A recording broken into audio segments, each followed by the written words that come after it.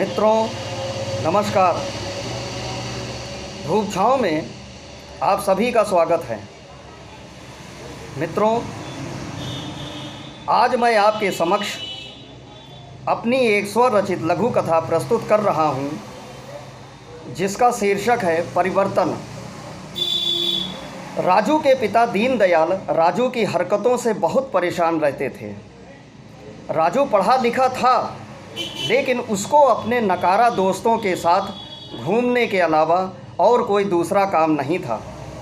राजू के पिता ने राजू को कई बार समझाने की कोशिश की कि वो अपने नकारा दोस्तों का साथ छोड़ दे और कोई काम करे या उनके साथ अपने पिता के काम में सहयोग करे। राजू के पिता का बहुत बड़ा कारोबार है, लेकिन राजू अपने पिता की कभी नहीं सुनता था। वो उनकी बात एक कान से सुनता और दूसरे कान से निकाल देता। राजू अपने पिता का इकलौता बेटा है। राजू को अपने पिता की दौलत पर बहुत घमंड है, इसलिए वो हमेशा अपने पिता की कमाई हुई दौलत दोनों हाथों से लुटा रहा था। एक दिन राजू अपने दोस्तों के साथ बाहर घूमने गया। कुछ दूर चलने के बाद एक जगह रुककर राजू और उसके दोस्त चाय पीने लगे। इतने में वहाँ पर एक आदमी आया। उसके सर पर फलों की एक टोकरी रखी थी। राजू उस आदमी को बड़े ही गौर से देख रहा था। फल वाले ने कहा, बाबूजी, मैं ये फल बेच रहा हूँ, आप फल लेंगे? वो आदमी एक पाँव से लाचार था और बैसाखी के सहारे खड़ा था। राजू के दोस्तों ने फल लेने से मना कर दिया।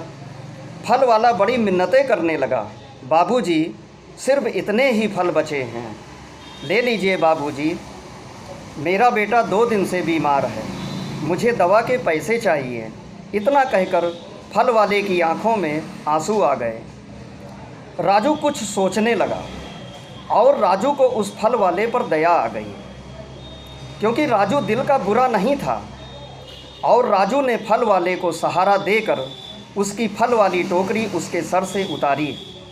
टोकरी में बहुत अच्छे अच्छे फल थे, सेब, संतरा व अमरूद, और ये सारे फल थोड़े ही बचे थे। राजू ने वो सारे बचे हुए फल सब खरीद लिए और फल वाला अपने सारे फल बेचकर बहुत खुश हुआ और उसने राजू को धन्यवाद दिया और वहाँ से जाने लगा। फल वाले को जाता देखकर राजू की आंखें भर आईं।